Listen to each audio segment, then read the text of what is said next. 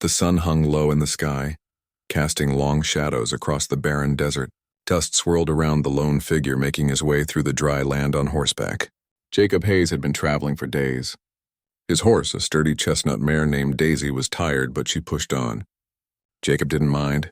He had become used to the long, lonely hours of travel. For years he had been a drifter, moving from one town to another, never staying in one place for too long. Jacob was not the type of man to settle.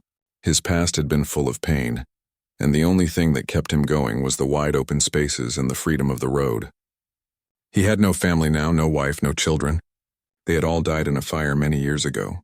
The loss of his family had broken something inside him. Since then, he had wandered through life looking for peace but never finding it. He wore the typical clothes of a cowboy, a wide-brimmed hat, a weathered brown jacket, and faded trousers.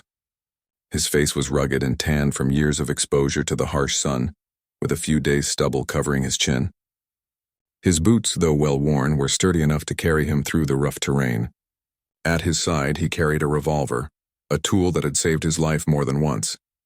It was late afternoon when Jacob spotted a small stream in the distance, the kind of water source that could mean the difference between life and death in the desert. The thought of cool, fresh water pushed him forward, and Daisy picked up the pace, her hooves tapping rhythmically on the hard earth. When they reached the stream, Jacob dismounted and led Daisy to the water. He watched the horse drink greedily, and he allowed her to take her time. As he filled his own canteen, Jacob looked around, taking in the empty, wide-open landscape. The desert was a place of beauty, but also a place of danger. There was little life out here and even less human presence. In all his travels, Jacob had learned that in the desert, you were either the hunter or the hunted. The thought of danger crossed his mind, but it was quickly pushed away. He was a cowboy, and cowboys didn't fear the land. They respected it, but they didn't fear it. The sky had started to turn orange, the colors deepening as the sun began to set. Jacob had seen many sunsets in his time, but this one felt different. There was something in the air, a strange stillness that made the hairs on the back of his neck stand up. The wind had stopped, and the desert seemed quieter than usual. It was as if everything in the world had held its breath. Jacob stood up from the stream and glanced around. His instincts told him something wasn't right. It was too quiet. He took a few cautious steps toward the nearby brush, his hand moving toward his revolver. His heart began to beat faster, and a cold shiver ran down his spine. He couldn't explain it, but something told him he wasn't alone. Just then, a rustling sound came from the thick brush near the stream. Jacob froze, his hand tightening on the grip of his revolver. He was no stranger to danger, and he had learned long ago to trust his instincts. The noise grew louder, closer, and before Jacob could react, two figures stepped out from behind the bushes. At first, Jacob thought they were just travelers, maybe two women lost in the desert. But as they came into view, he realized they were not like any travelers he had ever seen. Their dark eyes gleamed with an intensity that sent a chill down his spine. Both women were young, dressed in rough, worn clothing that looked as if it had seen many miles of hard travel. Their faces were painted with the markings of the Apache people, and their hair was braided with feathers. They looked wild, like creatures of the desert. The taller of the two women, with sharp, striking features, took a step forward and spoke in a voice that was low and steady. "Kiss us," she said, her tone flat but filled with meaning. "Or you will die." Jacob's heart skipped a beat. The words hung in the air like a dangerous threat. He stared at the women, his mind racing. What did they want? Why had they come to him? The desert was a lonely place, but it was also a place where danger could strike without warning. He had heard stories of Apache warriors and their fierce reputation, but he never expected to come face to face with them like this. The second woman, shorter and with a softer face, stood behind the first. Her eyes were wide and she seemed almost nervous, though her posture was strong. Jacob could sense her fear, but it was not the same as his own. She was waiting for something, perhaps for him to make a choice. For a moment, Jacob stood motionless, unsure of what to do. He could reach for his revolver, but that could make things worse. The Apache were known for their quickness and skill with weapons, and he wasn't sure he could outdraw two armed women. But could he trust them? Could he take a chance on whatever strange situation they had brought him into? The taller woman's gaze never wavered, and Jacob could see the seriousness in her eyes. It wasn't a joke. It wasn't a game. If he refused, they would not hesitate to act. "Why do you want a kiss?" Jacob asked, his voice calm but edged with suspicion. He tried to keep his cool, but inside his mind was racing. What did they mean by this strange demand? The woman spoke again, this time softer. "We are running from soldiers. We need protection, and we need to know you will help us. A kiss is a bond. A way to show that you are with us, that you will stand with us. If you do not kiss us, you are not one of us, and we will leave you to die." Jacob's mind spun with confusion. Soldiers? Apache women asking for protection? It didn't make sense. But in his gut, he felt that there was more to this than met the eye. These women were not asking for something simple. They were asking for something that could change the course of their lives and his own. As the sun dipped lower, painting the sky in shades of red and purple, Jacob felt the weight of the decision pressing on him. He had always lived by his own rules, but now, for the first time in a long time, he was faced with a choice that could determine whether he would live or die. The words the Apache woman had spoken still echoed in Jacob's ears. "Kiss us or you'll die." He couldn't shake them off, no matter how hard he tried. The strange demand left him uneasy. Who were these women? What did they want from him? Jacob had seen many things in his life, battles, gunfights, even starvation, but never anything like this. He had to think carefully. His fingers tightened around the grip of his revolver, though he knew he didn't want to draw it. In the quiet stillness of the desert evening, the sound of his breath seemed unnaturally loud. He looked at the two Apache women again, his eyes studying them carefully. They didn't seem like enemies, at least not in the way Jacob had expected. They didn't stand like warriors ready to fight, nor did they seem eager for conflict. They just stood there watching him, their expressions unreadable. The taller woman with the sharp, angular features stepped closer. Her dark eyes locked onto his, holding his gaze with an intensity that almost felt like a challenge. She didn't speak again, but her presence alone demanded an answer. The other woman, shorter and with a softer face, shifted her weight from one foot to the other as if nervous but still waiting. Jacob could feel the weight of the desert sky pressing down on him. The air was dry and every breath he took seemed to crack in his throat. The stream he had just been drinking from was still running quietly nearby, but the sound of flowing water felt distant now. The only thing that mattered in that moment was the decision before him. He had heard tales of Apache people, but they were mostly stories of warriors, of battles and raids. He knew the Apache were skilled in combat, and he knew they didn't take kindly to strangers wandering into their territory. But this was different. The women weren't asking for his life. They weren't demanding gold or food. They were asking for something else, something that didn't quite make sense to him. Jacob took a deep breath, his eyes never leaving the taller woman. "Why should I help you?" he asked, his voice steady but tinged with suspicion. The woman didn't seem surprised by the question. Instead, she stepped forward even more, closing the gap between them. "Because we have no other choice," she said softly. Her voice, though calm, carried an urgency that made Jacob pause. "We are being hunted by soldiers.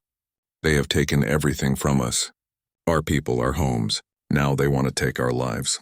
We need help, and we need to know you are with us." Jacob looked from one woman to the other, trying to read their faces. The second woman, the one with the gentler expression, seemed to be waiting for something. Maybe for him to understand, maybe for him to make a decision. But the first woman, the one with the intensity in her eyes, looked like she was prepared to do whatever it took to get what she needed. Jacob was a man of action, not words. In the past, when faced with a dangerous situation, he didn't hesitate. But this felt different. There was no clear enemy here, no bandits or outlaws to shoot. It was just him, the two women, and a choice that seemed impossible to make. Still, there was something in the way they stood. They were not demanding. They weren't threatening him with violence, not in the way he had expected. They were just waiting. The sense of danger, though still present, was different now. It wasn't just a fight for survival. It was something deeper, something about trust and survival and perhaps even fate. "What if I don't help you?" Jacob asked, his voice quieter now, more to himself than to them. The first woman didn't flinch. "Then you will die," she said simply. "The soldiers will come for you next, and there will be no time to run. We are giving you a chance." Jacob thought about that. The soldiers. Could it be true? Was the danger really that close? He scanned the horizon, but all he saw was desert. The sky was growing darker, and the stars would soon be coming out. There was no sign of any soldiers, but that didn't mean they weren't out there. He shifted his weight, uncomfortable under the weight of their eyes. He had lived his life by one simple rule: trust no one. The world was harsh and unforgiving, and the only person you could rely on was yourself. But these women, they were offering something different. A bond, a connection. Was it a trap? Or was it something real? Jacob had been alone for so long that the idea of helping someone, even strangers, felt strange. He had spent so many years running from the past, never looking back, always keeping to himself. Now, for the first time, he was faced with an opportunity to do something more than just survive. The second woman, who had remained silent up until now, spoke quietly. "Please," she said, her voice barely a whisper. "We have no one else. The soldiers are coming. They won't show mercy." Jacob met her gaze, and for a moment he saw something in her eyes that shook him. It wasn't fear. It was desperation. Real raw desperation. It reminded him of himself, of the times he had felt cornered with nowhere to go and no one to turn to. He took another deep breath, his mind working quickly. The soldiers weren't far, that much was clear. If what they said was true, helping them could mean his survival. But there was more than that. He wasn't just saving himself, he was making a choice to trust these women. And in doing so, he was deciding to step into a world he had kept himself distant from for years. "All right," Jacob said finally, his voice rough but determined. "I'll help you. But you have to tell me everything. What's really going on? Why are these soldiers after you?" The taller woman nodded, her face softening just slightly. "We are the last of our band. The soldiers want us dead because we have refused to give up our land. Our people are fighters and we will not surrender. But they are relentless. They will not stop until we are gone." Jacob listened carefully, his mind piecing together the fragments of their story. He knew the Apache were proud people, deeply connected to their land and their culture. To be hunted like this with no place to hide was a tragedy, and yet he still wasn't sure what his role in all of this was. Why had they come to him? The taller woman stepped closer. "We need your help, Cowboy. Not just to survive, but to protect what's left of us. You have skills. You know how to survive out here. You are our only chance." Jacob looked at the two women again. They weren't asking for much. They didn't want money or food. They needed protection, just like anyone else who had been hunted by the powerful. And maybe, just maybe, they weren't as different from him as he had first thought. For the first time in a long time, Jacob felt a sense of purpose. He had been wandering alone for years, but now, in the vast desert, he found himself part of something bigger than just his own survival. The choice had been made. Now it was time to act. The desert night had fully settled and the air had become cold. Jacob sat by the campfire watching the flames dance and flicker in the darkness. The Apache women were nearby, sitting quietly as they observed their surroundings. Their faces were shadowed by the firelight, their eyes reflecting the same wariness that Jacob felt deep inside. The tall Apache woman, whom Jacob had learned was named Tahala, sat upright with her back straight, her arms crossed over her chest. She looked like a leader, someone who had endured great hardship and survived. The other woman, Shyla, sat closer to the fire, her hands resting in her lap. Shyla's face was softer, more open, but there was a quiet strength in her posture that told Jacob she too had seen much in her short life. Jacob's mind was racing. He had agreed to help them, but what did that truly mean? The soldiers they spoke of were still out there somewhere.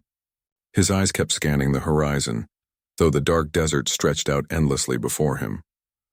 Every gust of wind and every snap of a twig made him jump.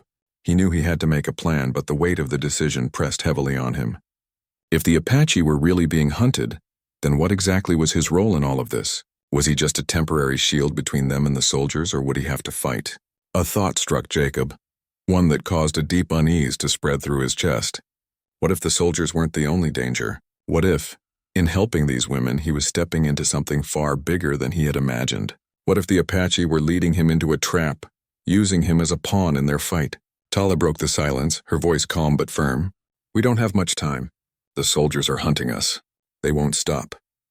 We know their tactics, but we need someone who knows the land as you do. Someone who can help us disappear before they find us." Her eyes locked onto Jacob's as if trying to convey that this was no simple matter. If we don't act quickly, it will be too late. Jacob's stomach tightened.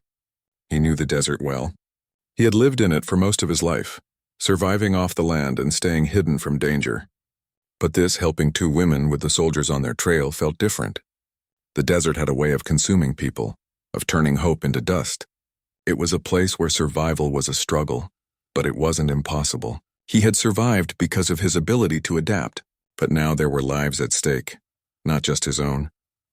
He leaned forward, elbows resting on his knees, his eyes focused on the fire. "What do you want me to do?" he asked, his voice steady. He wasn't sure if he was asking because he wanted to know what they planned, or if he was simply trying to push the weight of the decision onto someone else. Tahla looked at him, her eyes unblinking. "We need to move, and we need to move fast. The soldiers are closing in. We've heard their horses. They're near." Jacob felt the weight of her words sink in. The soldiers were close. He had heard no sounds, but he knew from experience that soldiers on horseback could cover large distances quickly in the desert, especially if they were organized. He needed to think fast to act. "You say you've heard their horses," Jacob said, glancing at Shyla, who nodded slightly, confirming that she had heard the same thing. "How many soldiers are there?" Tala's expression remained unchanged. "At least a dozen," she replied. "They are well trained and they have dogs with them. They will track us like wolves. They'll use the night to their advantage." Jacob took a deep breath. He could feel the weight of their situation pressing down on him. If there were a dozen soldiers, they would have the advantage of numbers, and the Apache women were not prepared for a fight. He had to protect them, but how? "All right," Jacob said after a long pause. "We need to get moving and we need to hide. The soldiers won't stop until they find you, and I don't plan to let that happen. But we have to be careful. We can't just run blindly. We need a plan." Tala nodded, her face hardening. "We can't afford to wait. They will come soon." Jacob stood up, his legs stiff from sitting for too long. He paced back and forth, his mind turning over ideas. There was a hidden canyon nearby, one he had used for shelter in the past. It was remote, hidden from view, and it would provide a temporary refuge. But getting there without being seen would be difficult. They would have to move under the cover of darkness and avoid the soldiers' path. "We move at dawn," Jacob said, his voice firm. "We'll head for the canyon. We'll stay out of sight and we won't stop until we're there. If the soldiers are close, we have to move like shadows, quiet, fast, and unseen." Tala and Shyla exchanged a glance and then they both nodded. The plan was risky, but it was the best chance they had. Moving at night would be their only advantage. The soldiers, after all, would be searching in the daylight while the Apache could use the cover of darkness to escape. Jacob turned to the women. "You both know how to survive out here, right?" he asked, his eyes meeting theirs. "You know the land?" Tala gave him a sharp nod. "We know it. We've lived in these mountains all our lives." "Good," Jacob replied. "That's what I need to hear. We'll move as one, no mistakes. Keep close and stay quiet. If we can make it to the canyon, we might have a chance to regroup and figure out what to do next." Shyla's eyes looked uncertain, but she didn't speak. She trusted Jacob. She had no choice, but she was scared. Jacob could see it in her eyes. She had seen too much already, and now they were all in this together. But he couldn't afford to show weakness. He had to be strong for their sake. As they prepared to leave, the tension was thick in the air. The night felt heavier now, like a storm was brewing. The stars above were bright, but the world below felt silent, like the calm before the storm. Jacob knew that every step they took from here would be a risk. But he also knew that turning back wasn't an option. The soldiers were coming, and he had promised to help these women. The fire was dying down, the last embers glowing softly in the cool desert air. Jacob looked at the two women one last time before they moved out. They had no weapons, nothing but their knowledge of the land and their courage. It was a strange thing, to place trust in someone you barely knew, but that was the world they were in now. Survival was all that mattered. Jacob moved ahead, leading Daisy, with the two women following closely behind. The night was dark, the desert silent except for the occasional sound of the wind rustling the dry grass. In the distance, the faint sound of horses echoed through the air. The soldiers were near, and there was no time to waste. They moved quietly, blending into the night as the desert held its breath. This part focuses on the growing tension between Jacob and the Apache women, as they prepare to escape the threat of the soldiers. The urgency and danger increase, leading to a critical decision as Jacob must act quickly to protect them. The story deepens as the bond between the characters begins to form, and they face the harsh reality of survival in the unforgiving desert. The desert was still dark, the moon a thin sliver in the sky. The only light came from the distant stars and the occasional glint of the dying campfire behind them. Jacob led the way, his eyes scanning the horizon, always alert, always aware of the dangers that could be lurking. Daisy, his horse, moved quietly beside him, her hooves barely making a sound on the soft sand. Behind him, the two Apache women followed, their steps light and quick like shadows in the night. Jacob could hear the wind rustling through the dry grasses, but other than that, there was no noise. The silence was almost unbearable, but it was the kind of silence that comes just before danger strikes. His mind raced with every step. The soldiers could be anywhere, close or far, he couldn't tell. Every rustle of a branch, every shift of the wind made him jump. His senses were sharp. He had been trained for moments like this, to stay calm in the face of danger, to keep moving and to trust his instincts. The Apache women had said the soldiers were coming. He had no reason to doubt them. Jacob had heard the horses in the distance earlier, the steady rhythm of their galloping hooves cutting through the night air. They were out there hunting them. It was only a matter of time before they closed in. "Stay close," Jacob whispered, his voice low and steady. He could see the faint outline of the canyon in the distance, the narrow pass that would take them to safety. For now. It was their best option, but it was also a risky move. The canyon was a good hiding place, but it was narrow, and it wouldn't be easy to move through it without being seen. If they weren't careful, they could be trapped. Tala nodded from behind him, her eyes scanning the night just as he did. Shyla, a little further back, moved with a quiet grace, her steps almost as soft as the desert breeze. She didn't speak much, but Jacob could feel the tension in her every movement. She was nervous, perhaps more so than the others. She had seen enough in her young life to know that this was no simple escape. The soldiers would stop at nothing to capture or kill them. They walked in silence for what seemed like hours, moving only when the terrain allowed them to, staying low, keeping to the shadows. Jacob's mind kept running through the plan.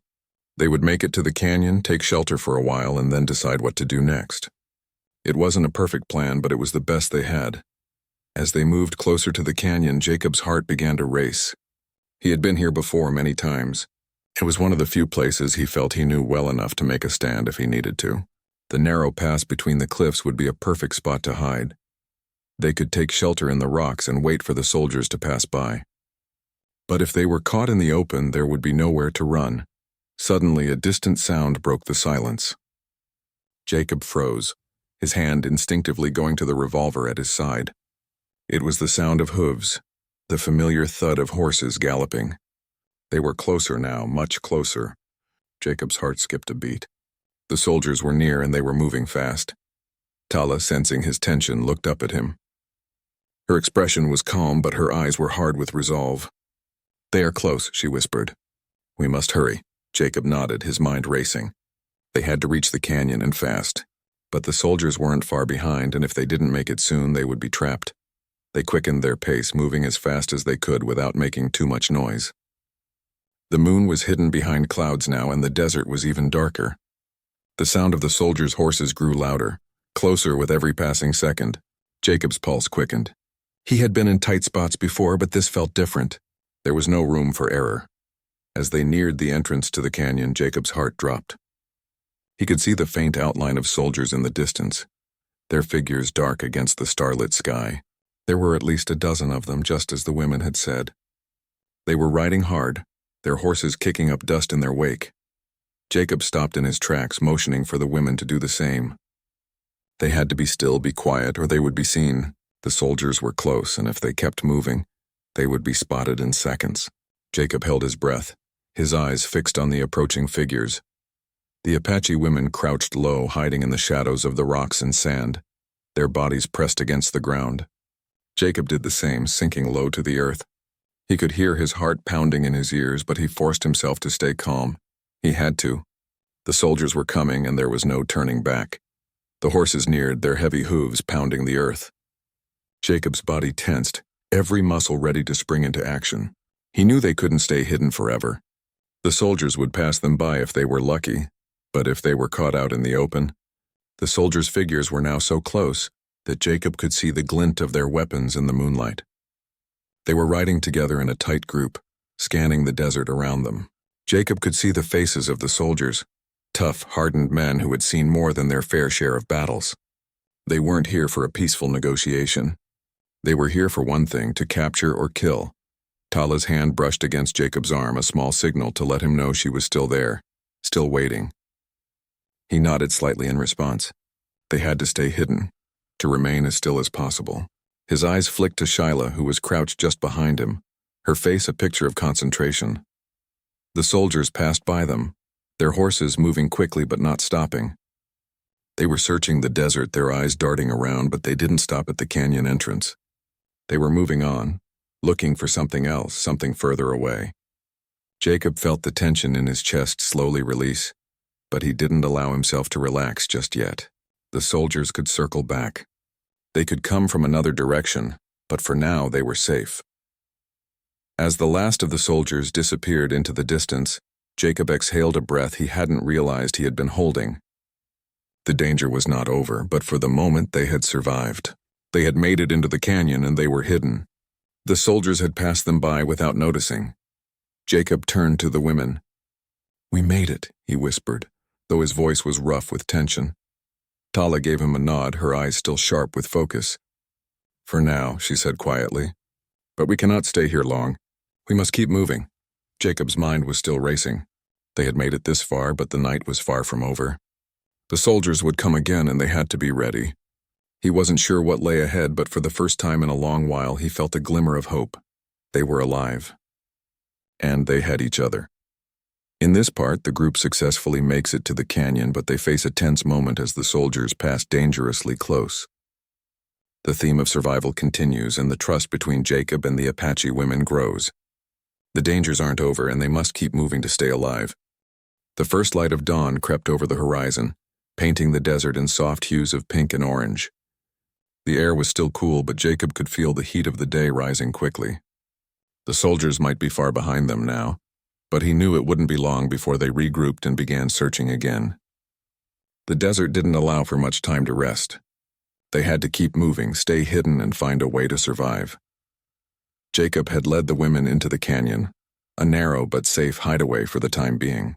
The rugged walls of rock provided some shelter, but they weren't entirely hidden from view. If anyone looked carefully enough, they could spot the entrance. That was something Jacob had been thinking about all night.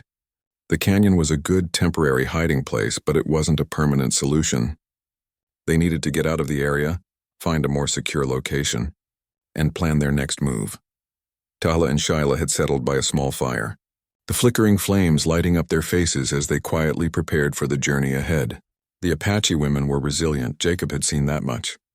They had endured hardships he couldn't even imagine, and yet they were still here, still fighting to survive.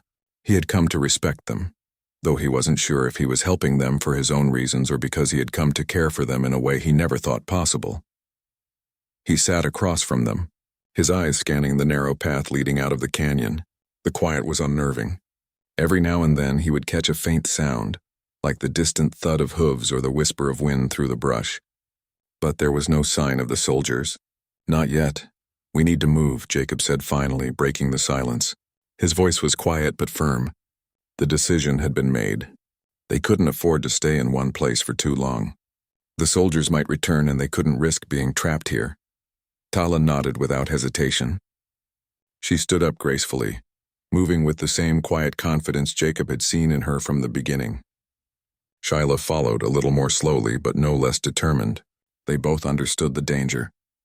The moment they stopped moving, they became easy targets. "Where do we go now?" Shyla asked, her voice soft but steady. Jacob looked around, his eyes narrowing as he thought. "There's a town to the south. It's small, but it might offer some shelter. We can blend in there for a while until the soldiers move on." The idea of going to a town wasn't a perfect solution. A small, out-of-the-way town like the one Jacob had in mind might provide temporary safety, but it also carried risks. The soldiers were looking for the Apache, and any outsiders could be questioned. But right now they didn't have many options. Staying in the canyon was too dangerous, and the soldiers would eventually find them if they remained in the open. "We'll take it slow," Jacob continued. "We won't draw attention. We'll move at night, travel light, and avoid the main roads. We'll reach the town by morning and we can figure out what to do next from there."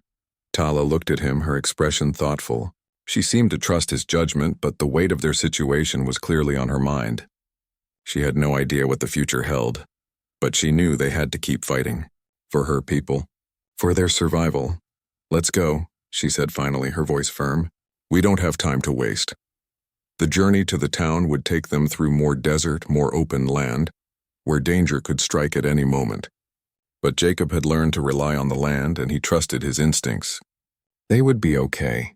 For now. As they moved out of the canyon and into the open desert, Jacob kept a close watch on the horizon. The sun had risen higher, and the day was heating up quickly. They needed to find shelter before the full heat of the afternoon set in. The three of them walked in silence, the only sound the crunch of their boots against the dry earth. Every step brought them closer to the town, and with it, the promise of a brief moment of safety. But safety, Jacob knew, was a fleeting thing. They could not stay in any one place for too long. The soldiers would find them. It was only a matter of time. That afternoon, as they walked, Jacob found himself reflecting on everything that had happened. He had come to the desert alone, a man who had long ago given up on the idea of companionship or trust. But now he was part of something bigger. He had made a choice that meant risking his life for the sake of others, and in doing so he had found something he had lost long ago, a sense of purpose. He glanced at the two Apache women walking beside him. Tala, who had led her people through countless struggles, was still determined to fight for what was left of her world. Shyla, younger and more fragile, had lost everything, but she was still standing, still moving forward. Together, they were stronger than they could have been apart. Jacob had not expected any of this. He had never imagined that helping two Apache women would lead him down a path of self-discovery, where his choices would define not only his survival, but also the legacy of his actions. But in this harsh desert, survival was never guaranteed. The choices they made now would shape their futures forever. As the sun began to set, the three of them found a small, rocky outcrop where they could rest for the night. They were close to the town now, but they would need to stay hidden until dark. Jacob built a small fire, just enough to cook a simple meal, and they settled down together in silence. Each of them lost in their own thoughts, yet bound by the shared experience of survival. That night, as they continued their journey, Jacob realized that the desert had a way of bringing people together. In this harsh and unforgiving place, they were no longer strangers. They were allies. They had fought together, survived together, and now they were moving forward together. The soldiers were still out there, but Jacob had learned something that day. That survival wasn't just about running or hiding. It was about trusting others, about choosing to face the world together no matter how difficult it might be. They reached the town just before dawn, tired but alive. Jacob had no illusions about what lay ahead. The soldiers could still come for them, but for now they were safe. They had made it. And in this moment, that was enough.